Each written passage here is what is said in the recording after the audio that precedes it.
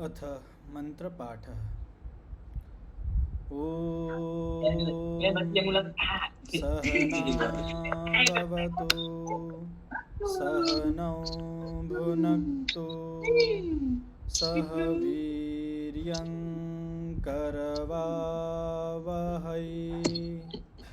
तेजस्विनावधीतमस्तु मा विद्विषावहै। ॐ शान्तिः शान्तिः शान्तिः।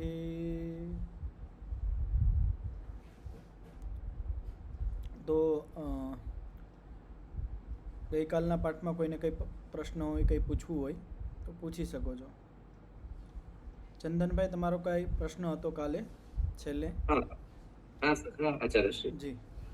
એ જ વિદેહી અને નિરુક્ત છે. હા, તો એમાં જે જીવન મુક્ત અને નિતાંત મુક્ત બે અવસ્થા હતી. જીવન મુક્ત યોગી અને નિતાંત મુક્ત યોગી. નિતાંત મુક્ત જીવાત્મા એમ કહી શકીએ. જીવન મુક્ત યોગી એને કહેવાય કે જે શરીર તો છે પણ એ મુક્તિનો અધિકારી બની ગયો છે. હવે આ જીવન પછી એને નવું જીવન નહીં મળશે. એ જીવનથી મુક્ત થઈ ગયો છે, એને કહેવાય જીવન મુક્ત. અને નિતાંત મુક્ત એને કહેવાય કે જે મોક્ષમાં વયો ગયો છે, એને કહેવાય નિતાંત મુક્ત. હવે તમે જે કહો છો વિદેહ, વિદેહ અને પ્રકૃતિ લઈ એ પાછળ પહેલા પાદમાં આવ્યું હતું કે વિદેહ નામના જે યોગી છે એ અસંપ્રજ્ઞાત સમાધિ જેવો અનુભવ કરે છે, પણ એ અસંપ્રજ્ઞાત સમાધિ વાસ્તવિક નથી હોતી. વિદેહ નામના જે યોગી છે એ જે પ્રકૃતિ છે સત્વરજતમ ત્યાં સુધી પહોંચી શકે છે, એનો સુખ મેળવી શકે છે, પણ અસંપ્રજ્ઞાત સમાધિની જે અંતિમ અવસ્થા છે ત્યાં સુધી નથી પહોંચી શકતા. તો વિદેહ એક અવધિ છે, ત્યાં સુધી જ પહોંચી શકે. એને દેહથી અભિમાન છૂટી જાય છે, પોતાના દેહથી બીજાના જે દેહથી રાગ છે, આસક્તિ છે એ દૂર થઈ જાય છે. અને એનાથી દૂર થવાથી એક એને આનંદ મળતો હોય, પ્રકૃતિનો જે વાસ્તવિક આનંદ હોય એ એને મળતો હોય. પણ એક સમય સીમા સુધી જે એને આનંદ મળે છે, જ્યારે એનું કર્માશય પૂરું થઈ જાય છે તે પાછા સાધારણ અવસ્થામાં આવી જાય છે, વ્યુત્થાન અવસ્થામાં આવી જાય છે. ચંદનભાઈ, સ્પષ્ટ થયું આમાં? આમાં અમને પ્રકૃતિ લયની જોડે કેવી રીતે જોડી શકીએ? વિદેહી વિદેહ એટલે જેને દેહથી અભિમાન છૂટી ગયો, અને પ્રકૃતિ લયવાળા યોગી છે એ પ્રકૃતિમાં લીન થઈ જાય. એટલે પ્રકૃતિ સત્વ, રજ અને તમ એમાં લીન થઈ જાય. ત્યાં સુધી એ સીમા સુધી પહોંચી જાય છે, એનું સાક્ષાત્કાર કરવા માંડે છે સત્વ, રજ અને તમ પ્રકૃતિનું. અને પ્રકૃતિના સાક્ષાત્કારથી એને એક સુખ મળે છે, એને કહેવાય પ્રકૃતિ લય. અને વિદેહ એટલે જેને દેહથી અભિમાન આસક્તિ છૂટી ગઈ છે. આટલો અંતર છે બંનેમાં. ખબર પડી આચાર્ય? જી.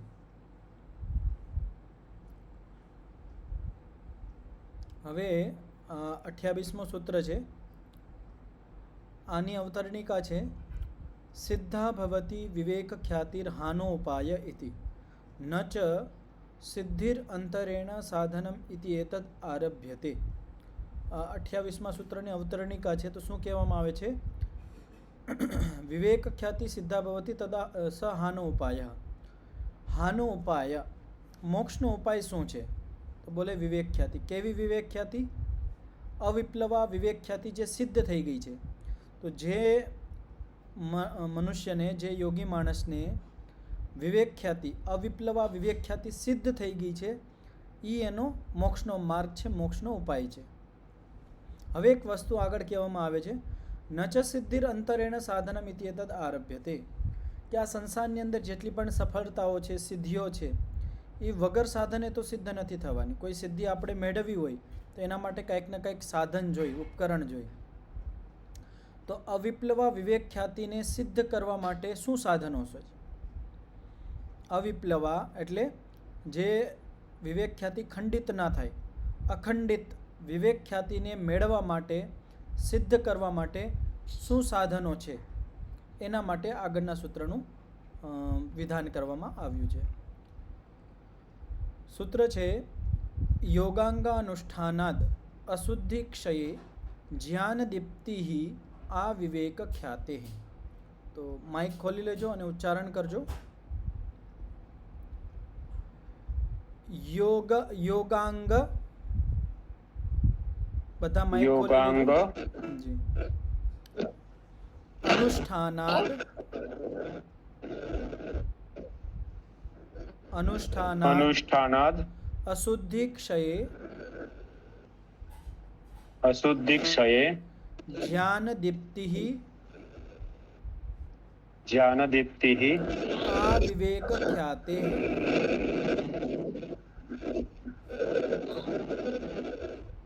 જી. તો શું કહેવામાં આવ્યું આ સૂત્રની અંદર? યોગાંગ અનુષ્ઠાનાત, યોગના જે અંગ છે એનું અનુષ્ઠાન કરવાથી, એટલે અનુષ્ઠાન એટલે યોગના જે 8 અંગો છે એનું પાલન કરવાથી, એને વ્યવહારમાં લઈ આવવાથી, એના અનુષ્ઠાન કરવાથી શું થાય? અશુદ્ધિ ક્ષયે, જે આપણા ચિત્તની અંદર, આપણા અંદર જે અશુદ્ધિ છે, મલિનતા છે આપણા ચિત્તની અંદર, જન્મોજન્મથી જે મલિનતા અશુદ્ધિ જામેલી છે એનો ક્ષય થાય છે, એ દૂર થાય છે. અને જ્યારે એ અશુદ્ધિ દૂર થાય તો શું થાય? જ્ઞાન દીપ્તિ, જ્ઞાનનો પ્રકાશ આપણા ચિત્તની અંદર, બુદ્ધિની અંદર વધે છે. અને ક્યાં સુધી પ્રકાશ વધે છે? આપણે એમ કહીએ ને કે આ ભાઈ આ પ્રકાશ છે અહીંયા સુધી, આ સીમા સુધી આ પ્રકાશ વધતો હોય. આપણે ટોર્ચ હોય તો એની અંદર વધારવાનો હોય કે ભાઈ કેટલો પ્રકાશ તમારે વધારવો છે, આપણે થોડો વધારતા હોય, ઓછો કરવો હોય. આજકાલ એવા LED સ્માર્ટ બલ્બ આવતા હોય જેમાં આપણે બ્રાઇટનેસ થોડી ઓછી ઘણી વધારે કરી શકીએ.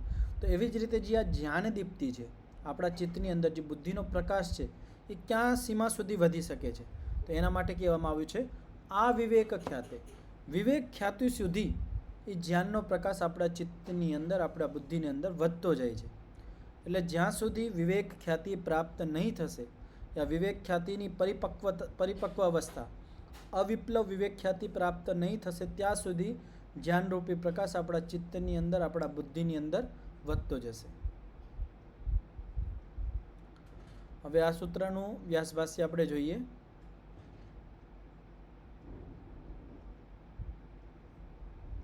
અચ્છા, સ્ક્રીન શેર નથી કરી આજે.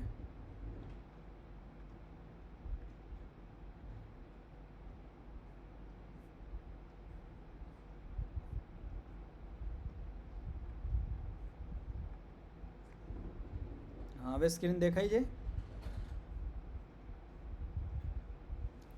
હા, દેખાય છે. બરાબર. તો આ જે મેં અવતરણિકા 28મા સૂત્રની અવતરણિકા કીધી હતી, સિદ્ધા ભવતી વિવેક ખ્યાતિર હાનો ઉપાય ન ચ સિદ્ધિર અંતરેણ સાધનમ ઇતિ એતદ આરભ્યતે. તો મેં જે અવતરણિકા પહેલાં કીધી હતી એ આ હતી કે જે વિવેક ખ્યાતિ છે એને સિદ્ધ વિવેક ખ્યાતિ મોક્ષનો ઉપાય છે, મોક્ષનો માર્ગ છે. પણ વિવેક ખ્યાતિને સિદ્ધ કરવા માટે શું સાધન છે, શું ઉપાયો છે? વિવેક ખ્યાતિ, કેવી વિવેક ખ્યાતિ? અખંડિત અવિપ્લવા વિવેક ખ્યાતિને સિદ્ધ કરવા માટે, પ્રાપ્તિ માટે કયા સાધનો છે? તો આ સૂત્ર 28મું સૂત્ર છે. યોગાંગા અનુષ્ઠાનાત અશુદ્ધિ ક્ષયે જ્ઞાન દીપ્તિ આ વિવેક ખ્યાતે. યોગના જે 8 અંગ છે એનું અનુષ્ઠાન કરવાથી આપણા ચિત્તની અંદર જે જન્મો જન્માંતરથી જે અશુદ્ધિ મલિનતા છે એનો ક્ષય થાય છે. અને એના ક્ષયથી શું થાય? જ્ઞાન દીપ્તિ, આપણા બુદ્ધિની અંદર, આપણા ચિત્તની અંદર જ્ઞાનનો પ્રકાશ વધે છે. અને ક્યાં સુધી પ્રકાશ જાય છે? આ વિવેક ખ્યાતે. જ્યાં સુધી આપણને વિવેક ખ્યાતિ પ્રાપ્ત ન થાય ત્યાં સુધી જ્ઞાનનો પ્રકાશ વધતો જાય છે. તો હવે આ સૂત્રનું જે વ્યાસભાષ્ય છે એને જોઈએ આપણે. યોગાંગાની અષ્ટૌ અભિધાયિષ્યમાણાની. હવે આગળ આ સૂત્રની મતલબ અહીંથી એક પ્રકરણ ચાલુ થાય છે અને શું કહેવામાં આવે છે? હવે આગળ યોગના જે 8 અંગ છે એને એક એક કરીને એનું વર્ણન કરવામાં આવશે. તેસામ અનુષ્ઠાનાત, એ જે આગળ યોગના જે 8 અંગોનું વિવરણ સમજાવવામાં આવશે, વ્યાખ્યાન કરવામાં આવશે. એ જે 8 અંગ છે એ યોગના 8 અંગોનું અનુષ્ઠાન કરવાથી, અનુષ્ઠાન એટલે એને વ્યવહારમાં લઈ આવવાથી, યોગના અંગોનું પાલન કરવાથી પંચપર્વણો વિપર્યસ્ય અશુદ્ધિ રૂપસ્ય ક્ષયો નાશ. તો એ જે 8 અંગ છે એનું અનુષ્ઠાન કરવાથી શું થાય છે? પંચપર્વણો, 5 પ્રકારનું જે વિપર્ય છે, મિથ્યા જ્ઞાન છે, અવિદ્યા છે, અવિદ્યારૂપી અશુદ્ધિ છે, મલિનતા છે, એનો ક્ષય થાય છે, વિનાશ થાય છે. તો 5 પ્રકારની 5 પર્વવાળી કઈ વિપર્ય છે? 5 પ્રકારવાળું પંચપર્વણો વિપર્ય. 5 પ્રકારનું મિથ્યા જ્ઞાન શું છે? જેને ખબર હોય હાથ ઊંચો કરજો. નીતાબેન, નરેશભાઈ, ચંદનભાઈ, અથર્વ મુનિજી, અમૃતા મુનિજી, જેને પણ ખબર હોય. પંચપર્વણો વિપર્ય એટલે શું? હા, નરેશભાઈ. અવિદ્યા, અસ્મિતા, રાગ, દ્વેષ ને અભિનિવેશ. હા, આ 5 પર્વવાળી. તો આ 5 પર્વવાળી છે: અવિદ્યા, અસ્મિતા, રાગ, દ્વેષ અને અભિનિવેશ. હા, નીતાબેન, તમે કઈ પૂછતા હતા?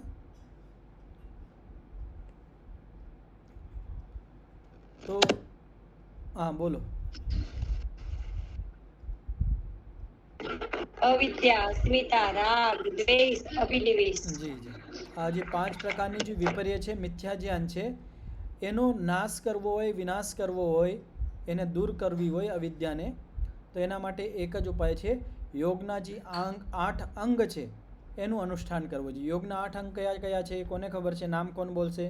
યોગના 8 અંગ. ચંદનભાઈ, યોગના 8 અંગોનું નામ ખબર છે? નીતાબેન? યમ, નિયમ, આસન, પ્રાણાયામ, પ્રત્યાહાર, ધારણા, ધ્યાન અને સમાધિ. જી, એકદમ સરસ. તો આ 8 અંગ છે. આ 8 અંગોનું અનુષ્ઠાન કરવાથી, જીવનમાં વ્યવહારમાં લઈ આવવાથી, એનું પાલન કરવાથી આપણા અંદર જે અવિદ્યા છે, 5 પ્રકારની જે અવિદ્યા છે, અશુદ્ધિ છે, મલિનતા છે, એનો ક્ષય થાય છે, એનો નાશ થાય છે. તત્ક્ષયે સમ્યક જ્ઞાનસ્ય અભિવ્યક્તિ. તત્ક્ષયે, એ અવિદ્યા જ્યારે ક્ષય થઈ જાય, અવિદ્યાનો જ્યારે નાશ થઈ જાય, તો સમ્યક જ્ઞાન, સાચું જ્ઞાનની અભિવ્યક્તિ થાય છે, પ્રકટ થાય છે. સાચું જ્ઞાન પ્રકટ થાય છે, આપણા સામે દેખાય છે. જે આ પદાર્થનું જે યથાર્થ સ્વરૂપ છે, આ સંસારના ભૌતિક પદાર્થો છે, કેવા છે, વાસ્તવિકમાં એ દુઃખ આપનાર છે કે સુખ આપનાર છે, એનું વાસ્તવિક જે પદાર્થો છે શા માટે આપણને મળ્યા છે, એનું જે વાસ્તવિક સ્વરૂપ છે, યથાર્થ સ્વરૂપ છે, એ આપણને ખબર પડવા માંડે છે. તો તત્ક્ષયે, અવિદ્યા જ્યારે ક્ષય થઈ જાય, તો સમ્યક જ્ઞાનસ્ય અભિવ્યક્તિ, સાચા જ્ઞાનની અભિવ્યક્તિ થાય છે, સાચું જ્ઞાન પ્રકટ થાય છે. યથા યથા ચ સાધનાની અનુષ્ઠીયન્તે તથા તથા તનુત્વમ અશુદ્ધિર આપદ્યતે. યથા યથા, જેમ જેમ આપણે આ યોગના જે 8 અંગ છે એનું આપણે અનુષ્ઠાન કરીએ છીએ, આ જે સાધન કહેવામાં આવ્યા છે, 8 પ્રકારના જે યોગરૂપી 8 અંગ છે એને સાધન રૂપમાં કહેવામાં આવ્યા છે, એનું જ્યારે આપણે જેમ જેમ અનુષ્ઠાન કરીએ, યોગના અંગોનું આપણે જેમ જેમ પાલન કરતા જાય, તેમ તેમ તનુત્વમ અશુદ્ધિર આપત્યતે, તેમ તેમ શું થાય? જે અશુદ્ધિ છે એ તનુત્વ થઈ જાય. તનુ એટલે છોટી, નાની થતી જાય, કમજોર થતી જાય. યથા યથા ક્ષીયતે, અને જેમ જેમ આ અવિદ્યા ક્ષીણ થતી જાય, તેમ તેમ ક્ષયક્રમાનુરોધી, જેટલું જેટલું ક્ષય થાય, જેટલી જેટલી અવિદ્યા નષ્ટ થાય, ક્ષય થાય, એ જ ક્રમથી જ્ઞાનસ્ય દીપ્તિર વિવર્ધતે, જ્ઞાનનો પ્રકાશ ચિત્તની અંદર વધતો જાય છે. તો શું ક્રમ બતાવવામાં આવ્યો? કે યોગના જે 8 અંગ છે, આ અંગોનું અનુષ્ઠાન કરવાથી જે અશુદ્ધિ છે, જેટલું જેટલું આપણે યોગના 8 અંગોનું અનુષ્ઠાન કરીએ, આ સાધનોને આપણે અપનાવીએ, તો તેમ તેમ શું થાય કે અવિદ્યા, અશુદ્ધિ છે જે આપણા અંદર, અવિદ્યારૂપી અશુદ્ધિ, એ તનુ થતી જાય, સૂક્ષ્મ થતી જાય, કમજોર થતી જાય. આપણે આપણા અંદર જે અવિદ્યા છે, અશુદ્ધિ છે, મલિનતા છે ચિત્તની અંદર, એને દૂર કરવી હોય, એને ક્ષીણ કરવી હોય, તો જેટલું જેટલું આપણે અનુષ્ઠાન કરશું યોગના 8 અંગોનું, જેટલું જેટલું આપણે આ યોગના 8 અંગોનું પાલન કરશું, એટલું એટલું જ આ જે અશુદ્ધિ છે એ ક્ષીણ થતી જશે. અને જેટલી જેટલી અશુદ્ધિ ક્ષીણ થતી જશે, ક્ષય થતી જશે, એ ક્ષય, માની લો આપણા અંદર આપણે 50% અશુદ્ધિ ક્ષય કરી લીધી, તો એ 50% જ્ઞાનનો પ્રકાશ વધતો જાય. તો જેમ જેમ આપણે અશુદ્ધિનો નાશ કરશું, તેમ તેમ જ્ઞાનનો પ્રકાશ આપણા ચિત્તની અંદર વધતો જશે. સા ખલુ એસા વિવૃદ્ધિ પ્રકર્ષમ અનુભવત્યા વિવેક ખ્યાતિ. અને આ જે પ્રકર્ષ છે, જ્ઞાન દીપ્તિનો જે પ્રકાશ છે, જ્ઞાનનો જે પ્રકાશ છે, એ ક્યાં સુધી પ્રકર્ષને પ્રાપ્ત થશે, ક્યાં સુધી એની વૃદ્ધિ થશે? વિવેક ખ્યાતિ. વિવેક ખ્યાતિ જ્યાં સુધી પ્રાપ્ત ન થાય ત્યાં સુધી આ જ્ઞાનરૂપી પ્રકાશ આપણા ચિત્તની અંદર વધતો જશે. આ ગુણ પુરુષ સ્વરૂપ વિજ્ઞાનાદ ઇત્યર્થ. વિવેક ખ્યાતિને ખોલવામાં આવે છે. આ ગુણ પુરુષ, ગુણનું સ્વરૂપ એટલે પ્રકૃતિનું સ્વરૂપ અને પુરુષનું સ્વરૂપ, આ બંનેનો વિજ્ઞાન એ પ્રકટ કરી દે છે. જે જ્ઞાનનો પ્રકાશ આપણા જેમ જેમ અશુદ્ધિ આપણા ચિત્તની અંદરથી ક્ષય થતી જાય તેમ તેમ જ્ઞાનરૂપી પ્રકાશ, ગુણ એટલે પ્રકૃતિ અને પ્રકૃતિથી બનેલા આ બધા પદાર્થોનું જે વાસ્તવિક સ્વરૂપ છે એ સાચું આપણા સામે લઈ આવે છે અને પુરુષ એટલે જીવાત્માના સ્વરૂપનું ધ્યાન કરાવે છે, સાક્ષાત્કાર કરાવે છે. યોગાંગ અનુષ્ઠાનમ અશુદ્ધેર વિયોગ કારણમ યથા પરશુચ્છેદ્યસ્ય. હવે એક વસ્તુ સમજાવવામાં આવે છે કે જે આ યોગના જે અંગ છે એનું અનુષ્ઠાન કરવાથી શું થાય? અશુદ્ધે વિયોગ કારણમ. આપણા ચિત્તની સાથે અશુદ્ધિ જોડાયેલી છે, સંયુક્ત છે. આ અશુદ્ધિને વિયોગ કરવો હોય, દૂર કરવી હોય તો એના માટે એક જ ઉપાય છે, એક જ કારણ છે, યોગના 8 અંગોનું અનુષ્ઠાન કરવું. યોગના 8 અંગોને જીવનમાં લઈ આવવા, એના ઉપર જીવનને ચલાવવું. જ્યારે આપણે યોગના અંગનું અનુષ્ઠાન કરશું તો આપણા અંદર જે અશુદ્ધિ છે એનાથી આપણે વિયોગ થઈ જશે, દૂર થઈ જશે. તો અશુદ્ધિને દૂર કરવો હોય, અશુદ્ધિને દૂર કરવી હોય, અશુદ્ધિથી આપણે વિયોગ કરવો હોય, દૂર થવું હોય તો એના માટે યોગના 8 અંગોનું અનુષ્ઠાન કરવું પડે. એક ઉદાહરણ દેવામાં આવે છે, યથા પરશુચ્છેદ્યસ્ય, કે જેવી રીતે પરશુ એટલે કુલાડી, આપણે કુલાડી કહી છે ને, કુલાડી આપણે લાકડા ઉપર મારીએ આમ દંડા ઉપર તો 2 કટકા થઈ જાય છે, તો વિયોગ થાય છે. તો વિયોગનું કારણ શું છે? કુલાડી છે. તો એવી જ રીતે આ યોગના 8 અંગરૂપી કુલાડી જ્યારે આપણે આ અશુદ્ધિ ઉપર મારીએ તો અશુદ્ધિ અને મન બંને જુદા જુદા થઈ જાય, અશુદ્ધિ આપણાથી દૂર થઈ જાય છે. વિવેક ખ્યાતેસ્તુ પ્રાપ્તિ કારણમ યથા ધર્મ સુખસ્ય. અને યોગના જે 8 અંગોનું અનુષ્ઠાન છે એ યોગના 8 અંગ વિવેક ખ્યાતિમાં પ્રાપ્તિનું કારણ બને છે. તો 2 કારણ બતાવવામાં આવ્યા. યોગના 8 અંગનું પાલન કરીએ તો અશુદ્ધિથી વિયોગ થાય, અશુદ્ધિથી વિયોગ થાય અને વિવેક ખ્યાતિના પ્રાપ્તિ કારણ બને છે. તો ટૂંકમાં આપણે કહીએ તો યોગનું પાલન કરવાથી, યોગના 8 અંગોનું જીવનમાં લઈ આવવાથી અશુદ્ધિ દૂર થાય છે અને વિવેક ખ્યાતિની પ્રાપ્તિ થાય છે. તો આના માટે એક ઉદાહરણ દેવામાં આવે છે, યથા ધર્મ સુખસ્ય. જેવી રીતે સુખનું કારણ શું છે? ધર્મ.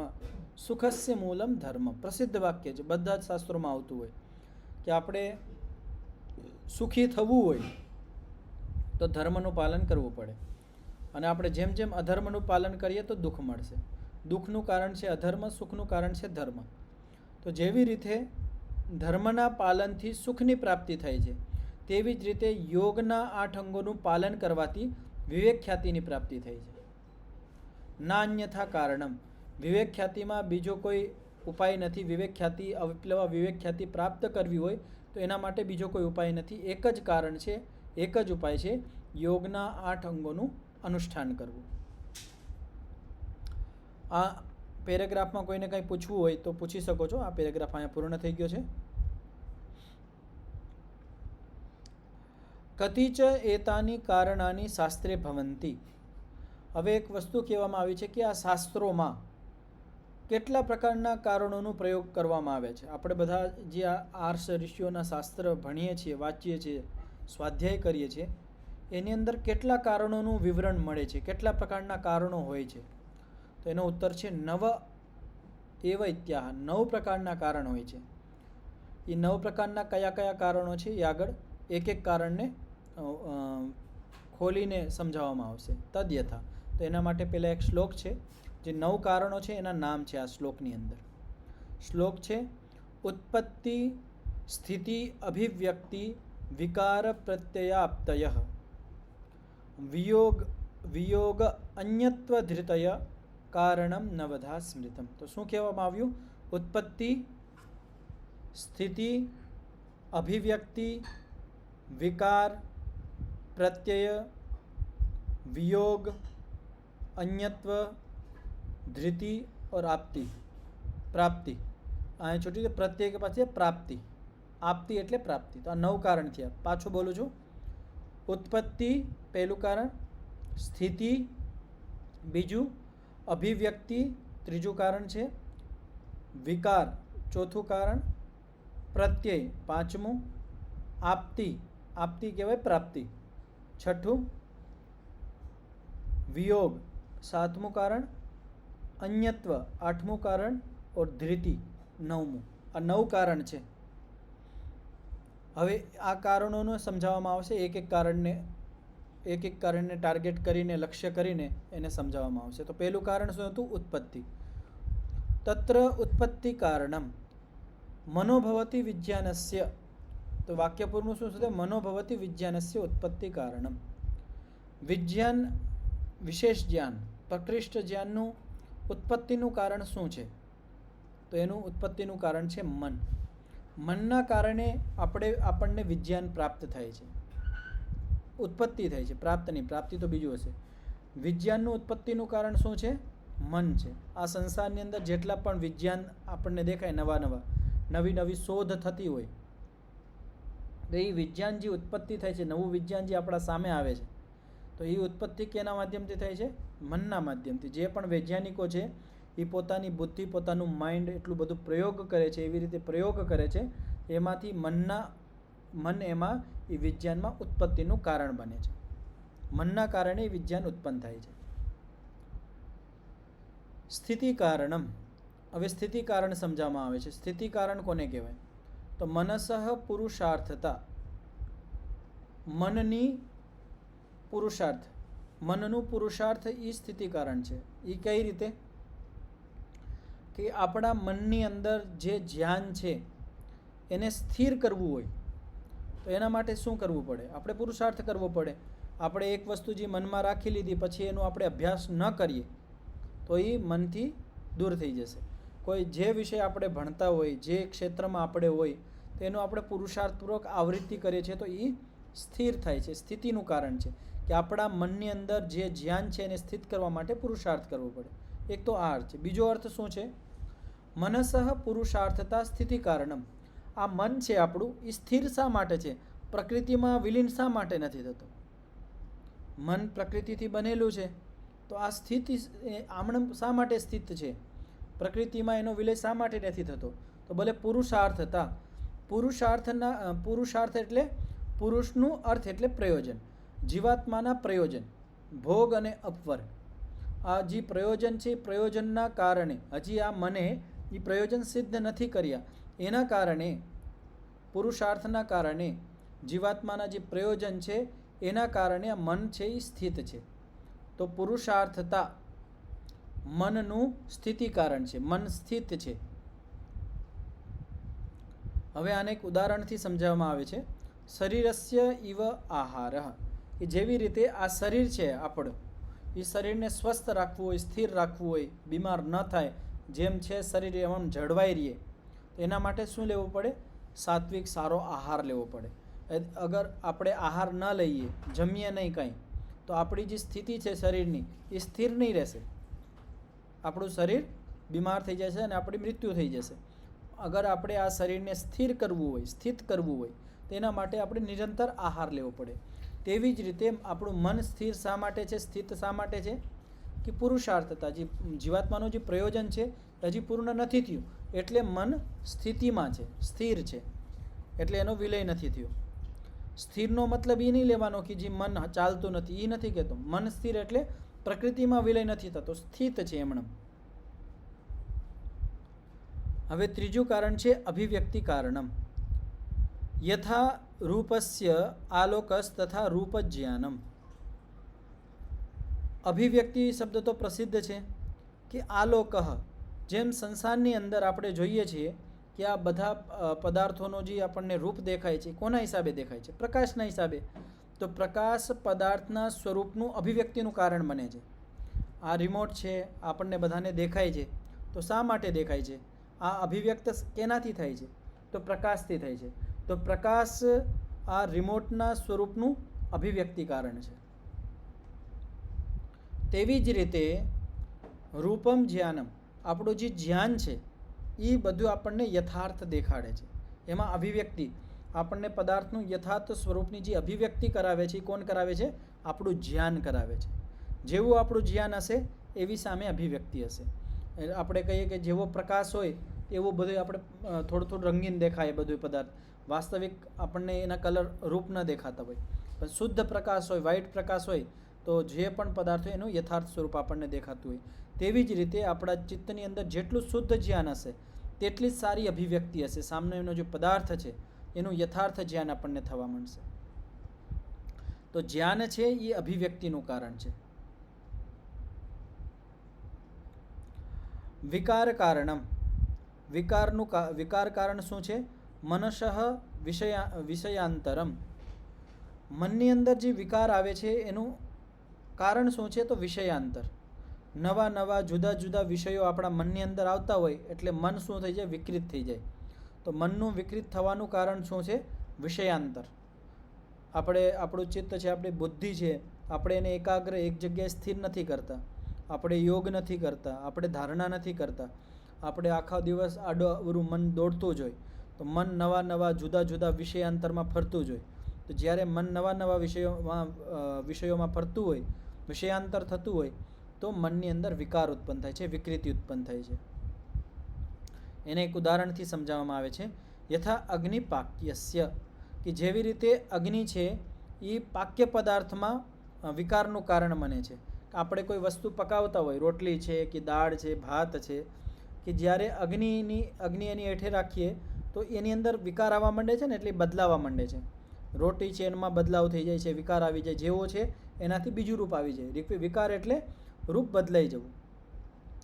દાળ છે, ભાત છે, તો યથા અગ્નિ પાક્યસ્ય, તો જેટલા ભોજ્ય પદાર્થ છે જેને આપણે પકાવીએ છીએ એમાં વિકાર કેવી રીતે ઉત્પન્ન થાય છે? તો એનું વિકાર ઉત્પન્નનું કારણ શું છે?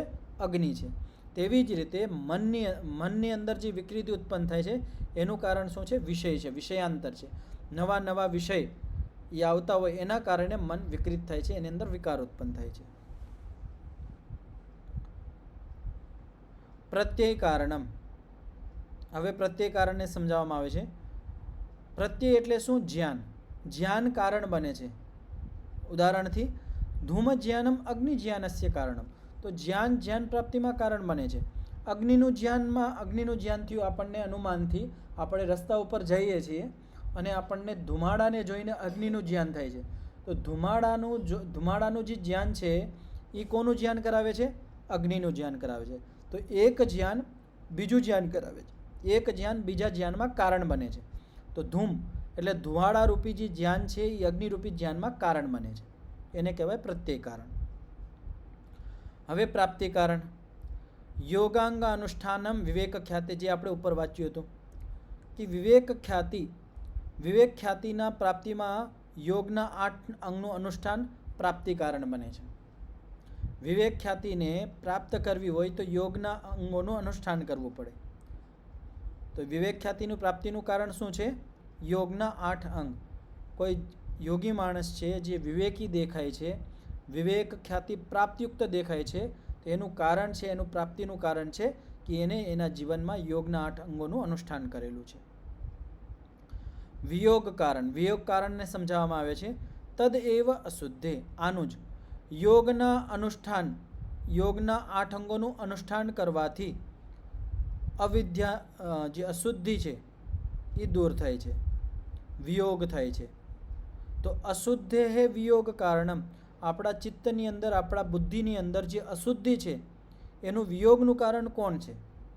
આપણા ચિત્તની અંદર, આપણા બુદ્ધિની અંદર જે મલિનતા છે, અજ્ઞાનતા છે, અવિદ્યા છે, એનું વિયોગનું કારણ કોણ છે? યોગના 8 અંગ. યોગના 8 અંગનું અનુષ્ઠાન કરશું તો એ દૂર થઈ જશે. અન્યત્વ કારણમને સમજાવવામાં આવે છે. યથા સુવર્ણસ્ય સુવર્ણકારઃ, કે જેવી રીતે સુવર્ણકાર એટલે જે સોની માણસ છે, જે આપણે સોની જ કહીએ કે શું કહેતા હોય, જે દાગીના બનાવતા હોય, તો જે સુવર્ણકાર છે એ સુવર્ણ એટલે સોનાને અન્યત્વમાં બદલાવે છે. જે સોનું છે એને કંઈક હારમાં બદલી દે છે તો અન્યત્વમાં લઈ જાય છે. તો એક માની લો સોનાની જે ઈંટ છે કે ગમે એ છે, કોઈ નાનું છે, હવે એને કંઈક દાગીના, કંઈક આભૂષણ બનાવે છે તો એમાં અન્યત્વ થાય છે. તો તો આ સોનાથી સોનાનું જે ઈંટ હતી કે બિસ્કિટ હતું, હવે અન્યત્વ ધર્મને પ્રાપ્ત કરે છે. એમાં કારણ કોણ છે? તો સુવર્ણકાર સોની, જે એને પરિવર્તિત કરતો હોય, તો અન્યત્વ કારણ છે. એવમ એકસ્ય સ્થિ પ્રત્યયસ્ય અવિદ્યા મૂઢત્વે દ્વેષો દુઃખત્વે રાગ સુખત્વે તત્વજ્ઞાનમ માધ્યસ્તે. હવે એક ઉદાહરણથી સમજાવવામાં આવે છે કે એવમ એકસ્ય, એક કોઈ પુરુષ છે, પુરુષ માટે સ્ત્રી અને સ્ત્રી માટે પુરુષ, બંને વસ્તુ ઘટાડવાની છે. તો અહીંયા કહેવામાં આવશે એકસ્ય સ્ત્રી પ્રત્યયસ્ય, કોઈ પુરુષ છે એને સામે કોઈ સ્ત્રી દેખાય છે, તો એમાં એને કેટલી પ્રકારના અન્યત્વ ઉત્પન્ન થાય છે. કોઈ માણસ છે જે અવિદ્યાથી યુક્ત છે, તો એનું મૂઢત્વે અવિદ્યા અન્યત્વ કારણમ, હવે મૂઢ બની ગયો છે, મૂર્ખ થઈ ગયો છે. સ્ત્રીને જોઈને જેને અવિદ્યા ઉત્પન્ન થતી હોય, અવિદ્યા એટલે શું? જે પાછળ આવ્યું હતું કે આ સંસારના જે પદાર્થ છે, એ સંસારના પદાર્થને ભોગીને હું તૃપ્ત થઈ જાય, આ અવિદ્યા. આને કહેવાય મૂઢત્વ, મૂર્ખત્વ. તો જેને એ સ્ત્રી જોઈને આ મૂર્ખ પણ આવતું હોય, તેમાં અન્યત્વનું કારણ કોણ છે? અવિદ્યા. અવિદ્યાના કારણે અન્યત્વ ધર્મને પ્રાપ્ત થઈ ગયો છે. હવે દ્વેષ, કોઈને કોઈ સ્ત્રી જોઈને દ્વેષ ઉત્પન્ન થતો હોય તો દુઃખ ઉત્પન્ન થાય છે. તો દુઃખ ઉત્પન્નમાં દ્વેષ છે એ અન્યત્વ છે.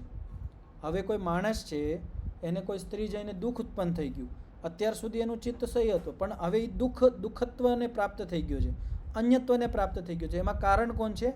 દ્વેષ કારણ છે. તેવી જ રીતે સુખ, કોઈ સ્ત્રીને જોઈને કોઈ સુખી થાય છે, કોઈ સ્ત્રી કોઈ પુરુષને જોઈને સુખી થાય છે, તો એનું કારણ શું છે? અન્યત્વમાં રાગ.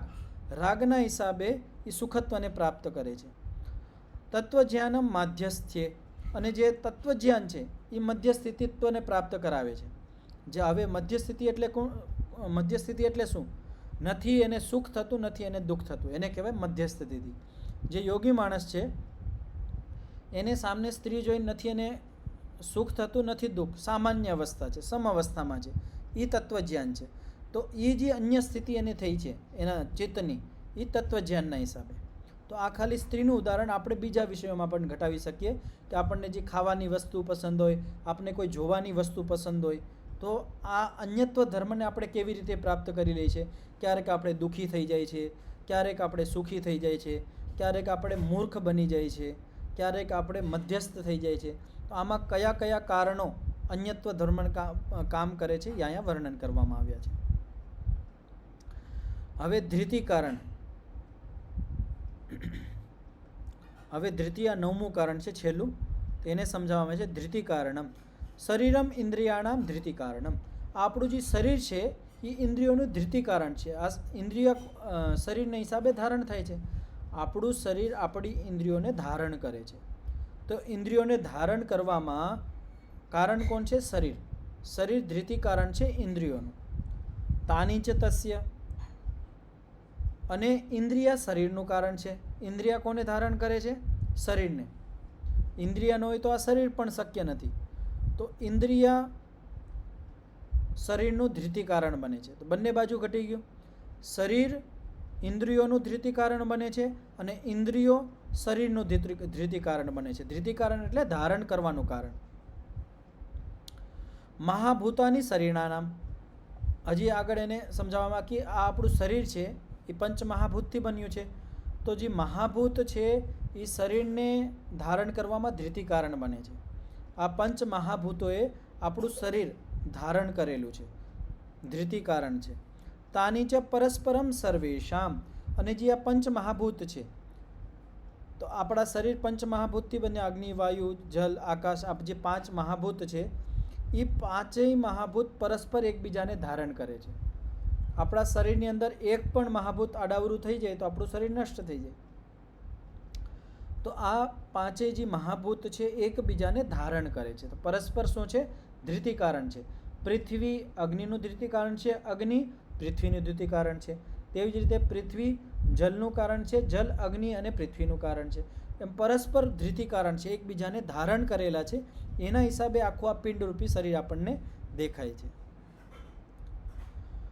તૈર્યજ્ઞોનમ માનુષ દેવતાની ચ પરસ્પર અર્થત્વાદ ઇતિ.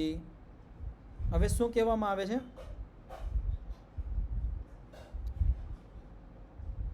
કે તેર્યક યોનિ કેને કહેવાય કે જે તિર્યક યોનિ એટલે બીજા પ્રાણીઓ.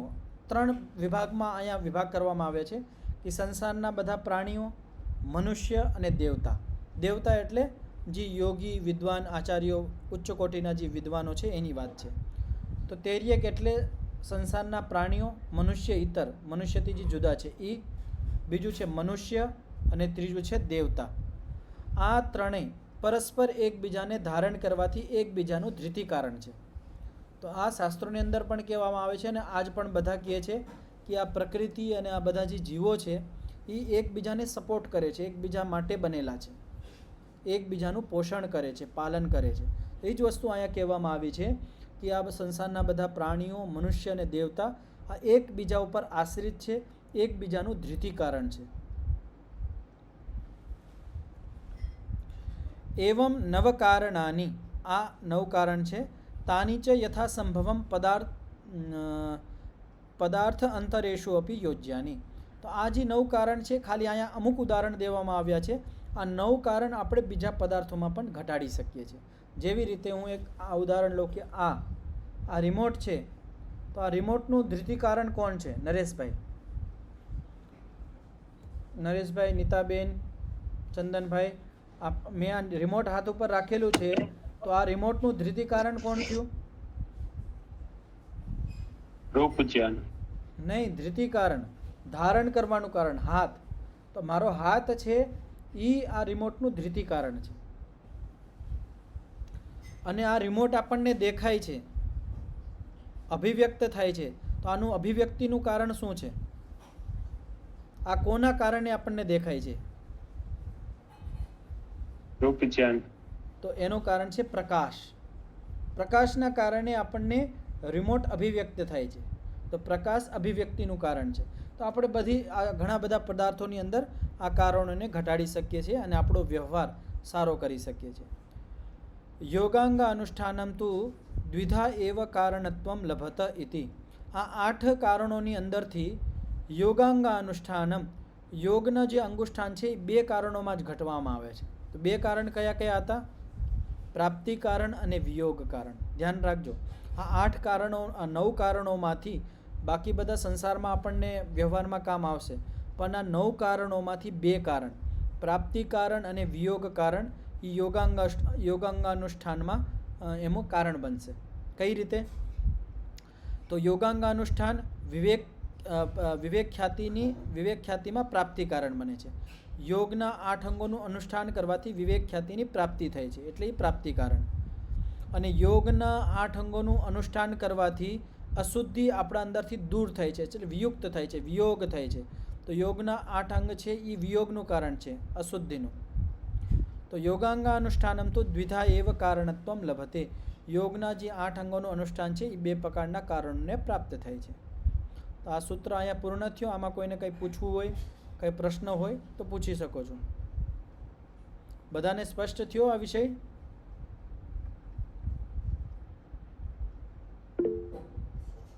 જી નરેશભાઈ. આચાર્યજી, વિવેકનું કારણમાં શું કીધું? તદેવ અશુદ્ધે એવું લખેલું છે. વિયોગનું કારણ છે તદૈવ અશુદ્ધ. વિયોગનું કારણ. હા, એ જ કહું છું. તદૈવ અશુદ્ધ એટલે યોગાંગાનુષ્ઠાનામ, યોગનું અનુષ્ઠાન કરવાથી, યોગના 8 અંગોનું અનુષ્ઠાન કરવાથી, તદૈવ એટલે અચ્છા એરો વયો ગયો તો વિયોગ કારણમ તદેવ અશુદ્ધે. તદેવ અશુદ્ધ એટલે જે ઉપર વર્ણન કરવામાં આવ્યું હતું અહીંયા આવ્યું હતું ને, યોગાંગાનુષ્ઠાનમ અશુદ્ધે વિયોગ કારણમ.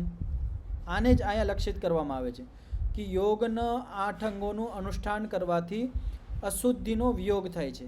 તો અશુદ્ધિનો આપણાથી દૂર થાય છે, આપણા ચિત્તની અંદરથી જે મલિનતા છે, અશુદ્ધિ છે એ દૂર થાય, વિયોગ થાય છે એનો.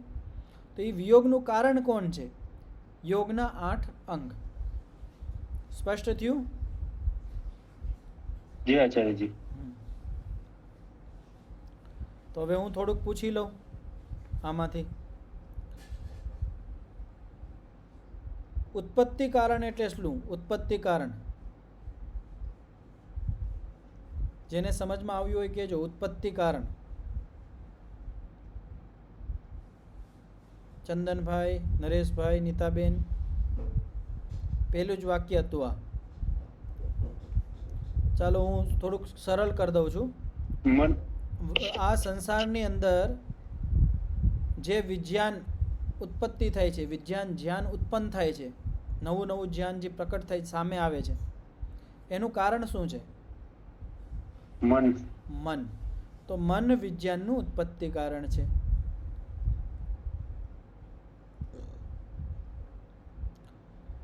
મનની અંદર જે વિકાર ઉત્પન્ન થાય છે, તો મનનું વિકાર કારણ કોણ છે?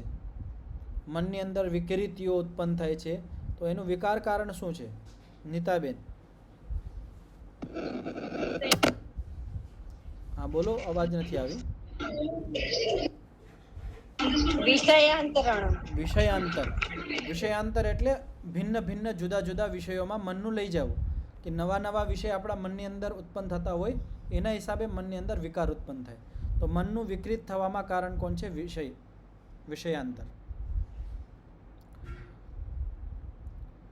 આપણે ક્યાંય રસ્તા ઉપર જઈએ છીએ અને અગ્નિનું ધ્યાન થાય છે, તો ધુમાડાને જોઈને અગ્નિનું ધ્યાન થાય છે, આ તો કયું કારણ કહેવાય? ધુમાડાને જોઈને ધ્યાનથી આપણને નવું ધ્યાન થાય છે, તો એ કયું કારણ કહેવાય? ચંદનભાઈ. પ્રત્યય કારણ. હા, પ્રત્યય કારણ, કે જ્ઞાનના કારણે જ્ઞાન ઉત્પન્ન થાય છે. જ્ઞાનના હિસાબે જ્ઞાન થાય છે. આ થઈ ગયું. અન્યત્વ કારણમ. અન્યત્વ કારણનું ઉદાહરણ છે સુવર્ણસ્ય સુવર્ણકાર. તો અહીંયા હું તમને પૂછું કે તમે બીજું ઉદાહરણ આપો મને કોઈ. અહીંયા તો આપણે સોનીનું ઉદાહરણ આપેલું છે કે સોની છે, સોનાને અન્યત્વ કારણમાં પરિવર્તિત કરી દે છે, કે એક સોનાનું બિસ્કિટ છે અને એનાથી હાર બની જાય છે, તો એમાં અન્યત્વ કારણ છે સુવર્ણકાર. તો આમાં તમારે નવું ઉદાહરણ કોઈ આપવાનું છે તમારા તરફથી. હા ચંદનભાઈ. કુંભકાર. હા કુંભકાર, બિલકુલ સરસ ઉદાહરણ છે. કુંભકાર. હવે ઘટાડો આને, તમે મને ઘટાડીને બતાવો ચંદનભાઈ. ઘટાડો. ઘટાડીને એટલે માટીમાંથી અલગ અલગ. આને ઘટાડવાનું કેવી રીતે? કે સુવર્ણ એટલે માટી છે, માટીમાંથી એને ઘડો બનાવ્યો, ગોરો બનાવ્યો. તો આ માટીમાંથી ગોરો બનાવ્યો તો અન્યત્વને પ્રાપ્ત થઈ ગયું. પહેલાં માટી હતી, હવે અન્ય બની ગયું છે. તો આમાં કારણ કોણ છે? આ અન્યત્વ ભિન્ન વસ્તુ બની ગઈ, એમાં કારણ કોણ છે? કુંભકાર. તો કુંભકાર અન્યત્વ કારણ છે. આવી રીતનું ઘટાડવાનું. ઓકે.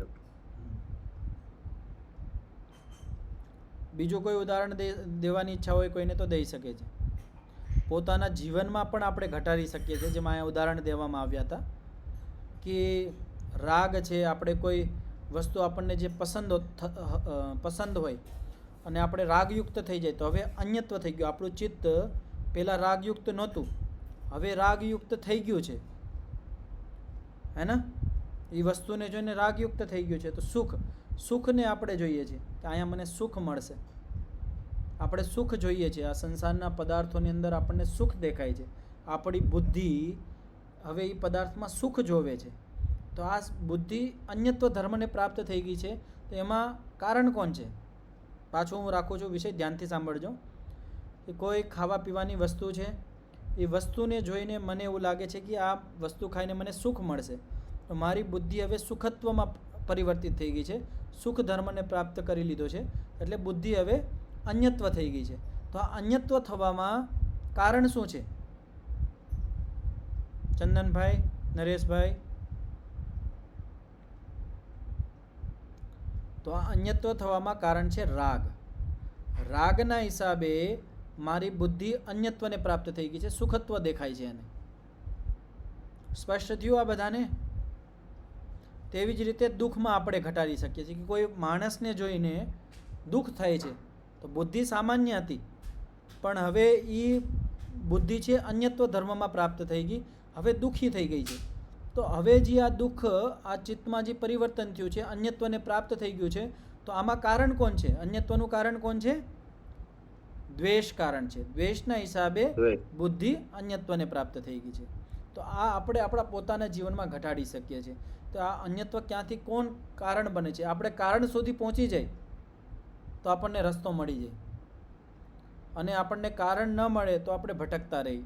કોઈ બીમારી થઈ હોય આપણા શરીરની અંદર અને બીમારીનું કારણ શું છે જ્યાં સુધી ન ખબર પડે ત્યાં સુધી આપણે દવાઈ પણ ન ચલાવી શકીએ. તો પહેલાં કારણ ગોતવું પડે. ઇલેક્ટ્રિક કામ કરતા હોય જે ઇલેક્ટ્રિશિયન હોય એ પહેલાં જોવે કે અહીંયા ફોલ્ટ છે તો એનું કારણ શું છે, પહેલાં કારણ ગોતે, એ પછી એ કામ કરવાનું ચાલુ કરે. નકર આડાટેડું કરશે તો એને કારણ ખબર જ નહીં પડશે, વાયરિંગ કરી દેશે, નવી બધું કરી દેશે, પાછું ભરી જશે. પણ એ મૂળ કારણને આપણે પકડી લઈએ તો આપણે સફળ થઈ જાય છે. તો આ બધા કારણો છે.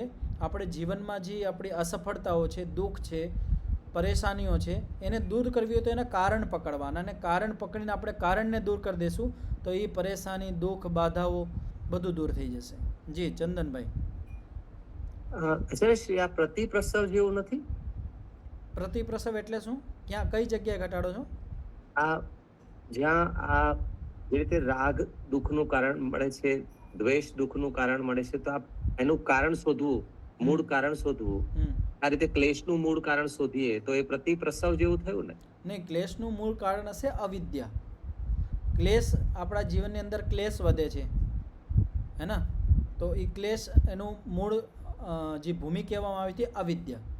અવિદ્યાના હિસાબે ક્લેશ વધે. હવે એનાથી પણ આપણે આગળ જાય તો સંયોગ આવશે કે ભાઈ આ સંસાર હેય હેતુ છે, સંયોગના હિસાબે આ વિદ્યા ઉત્પન્ન થાય છે. તો સંયોગના હિસાબે અવિદ્યા થઈ ગયું સંયોગનું કારણ. પ્રતિપ્રસવ તો સારું કહેવાય. પ્રતિપ્રસવ આપણે ઘટાડવું હોય કે પ્રતિપ્રસવનું કારણ શું છે? પ્રતિપ્રસવ, હું તમને પ્રશ્ન રાખું છું કે ચિત્ત પ્રતિપ્રસવ થઈ જાય આના માટે શું કરવું પડે આપણે? ચંદનભાઈ, આપણે આપણા મનને પ્રકૃતિમાં વિલીન કરવું હોય તો એના માટે શું કરવું પડે? તો એના માટે કારણ છે જ્ઞાન, અને એના સાથે સાથે કીધું અવિદ્યાનો નાશ. પાછળ આવ્યું હતું ને, અશુદ્ધિનો નાશ. અશુદ્ધિનો નાશ એ જ મુક્તિ છે. જ્ઞાન તો એમાં સાધન બનશે, જ્ઞાનનો ઉપયોગ કરીને અશુદ્ધિનો નાશ કરવાનો.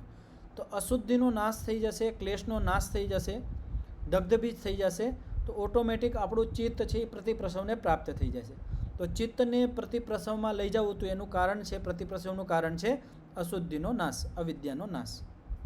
આ રીતે આપણે બધી જગ્યાએ ઘટાડી શકીએ છીએ. તો સમય થઈ ગયો છે, આટલું રાખીએ, કાલે પછી આગળ કરીશું. ઓમ. 3 વખત શાંતિનું ઉચ્ચારણ કરીને પાઠનો વિરામ કરીશું. ઓમ શાંતિ શાંતિ શાંતિ.